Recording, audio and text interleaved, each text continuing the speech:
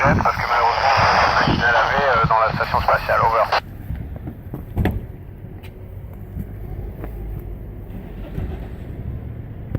À l'extérieur c'est le vide, à l'intérieur on a besoin d'oxygène et d'air pour respirer. Donc si on fait un trou dans la coque de la station spatiale, malheureusement l'air s'échappe et si on est frappé par une micrométéorite, ce serait ce qui se passerait. Donc c'est ça qu'on redoute le plus. Over. On les évite et s'ils sont petits on les entend pas, mais on peut voir par exemple sur les fenêtres de la station, parfois il y a des minuscules impacts comme si on avait été frappé un pare-brise, tu sais, par des graviers. Over. Bonjour Louise, on discute un petit peu, on appelle nos familles au téléphone. Moi je prends beaucoup de photos, je les envoie par email et puis on essaie de s'occuper comme ça. Over. Baptiste, oui, on éteint toutes les lumières, enfin presque toutes les lumières dans la station la nuit, on les réallume toutes le matin pour se donner l'impression qu'il y a un cycle de 24 heures. Over. Maintenant on ne peut pas utiliser notre téléphone mobile, il n'y a pas de réception et on n'a même pas le droit de l'emmener parce que tu sais, il faut faire attention avec les équipements électroniques, il faut qu'ils soient testés, donc on a juste un ordinateur, on peut envoyer des emails. Over. On a une connexion internet très limitée dans l'espace, dans la station. On peut aussi envoyer par mail des images qui sont tweetées depuis le sol. Over. Oui, malheureusement, on peut la voir, on peut voir la déforestation, on peut voir les rivières qui charrient beaucoup de déchets, donc il faut faire attention à l'environnement, c'est important pour vous qui êtes jeunes.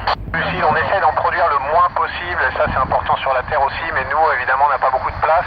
On essaie d'en produire le moins possible, mais malheureusement, on a besoin de s'en occuper nous-mêmes. Tu sais, personne n'est là pour nous ramasser les poubelles, donc on se rend compte à quel point l'être humain produit beaucoup de déchets. Il faut essayer de limiter ça le plus possible. Over. Bon, Amanda, non, parce qu'on est un équipage de 6, tu sais, on parle à la radio avec le centre de contrôle tous les jours qui nous aide à faire notre travail, et puis le soir, on peut appeler notre famille, donc on se sent pas très seul. Over.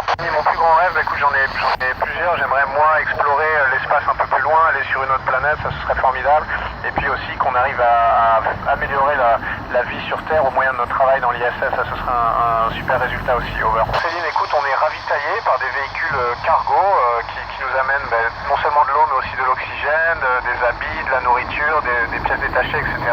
Et puis aussi à bord on recycle l'eau de la condensation, l'humidité, aussi l'urine, on recycle tout ce qu'on peut pour être approvisionné le moins possible. Over. Juan, oui, j'aimerais aller sur une autre planète, on a des projets de retourner sur la Lune, notre satellite, on a des projets d'aller sur Mars dans quelques années, j'espère y participerai. Over. Le fuseau horaire adopté, c'est l'heure UTC, l'heure du méridien de Greenwich, l'heure universelle, comme ça tout le monde est sur la même heure, c'est plus facile pour travailler. Over. Victor, stressé, c'est pas le mot, mais c'est à ce moment-là que c'est le plus dangereux évidemment, on est dehors, on n'est pas à l'intérieur du vaisseau, on est moins protégé, on est un peu tout seul, il faut faire attention de pas lâcher la structure, il faut faire un peu plus attention, donc on est plus concentré. Over. C'est un plaisir d'être avec vous et je vous souhaite encore une fois une bonne année, je vous donne rendez-vous après la mission.